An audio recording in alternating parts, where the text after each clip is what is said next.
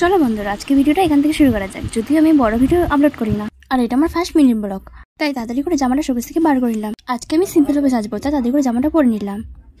তাই আর বেশি দেরি না করে মুখে কিছু হালকা করে ক্রিম মেখে নিলাম। তারপর চুলটা আসছে, হ্যাঁ তোমরা ঠিকই ভাবছো, একটু ঢং করে নিলাম। আর কোথায় ঘুরতে যাওয়ার কথা শুনলে আমার মনে এরকম গিটার বাজে।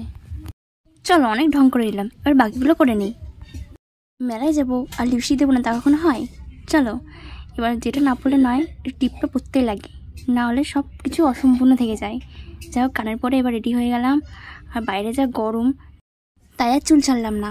চলো চুলটা বেঁধে চলে গেলাম। আর বৌদির সাথে দেখা হয়ে গেল ট্রেনের মধ্যে। তো বৌদিকে বললাম ভালো আছিস? ও বললো হ্যাঁ। তো দেখো ট্রেনে কত ভিড় হয়েছে। আর আজকে আমরা যাচ্ছি কালনা ভবপাগলার মন্দিরে।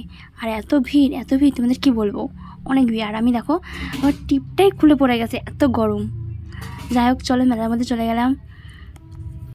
আর হ্যাঁ, তোমাদেরকে বলছি, শুধু ভিডিও দেখলে হবে, একটু লাইক কমেন্ট তো করতে পারো। আর আমার ভিডিও কেমন লাগে সেটাও তো বলতে পারো, তাই না? বা কেমন ভিডিও চাইছো। যদিও আমি সেরকমভাবে ভিডিও বানাই না, তাই আমার ভিডিও ভালো বা খারাপ লাগলে আমাকে বলো। দেখো কত ভিড়। আর এই কালনায় ভবপাগলার মন্দিরে মেলাতে আমি এই ফার্স্ট টাইমই আসি।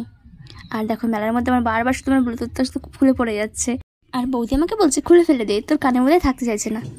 যাই হোক, মেলায় ঘুরে এবার বাড়ি যাওয়া যাক। আর এই মেলার এত ভিড়ে আমি অনেক কিছুই তোমাদের দেখাতে পারলাম না, আর কিছু ভিডিও করতে পারছিলাম না এত গরমে। আর বৌদিকে বলছি তোর কেমন লাগলো, বলছে ওর ভালো লাগেনি। বলছে বাড়ি যাবি? বলছে হ্যাঁ বাড়ি যাবো। তাই চলো টাটা বাই বাই।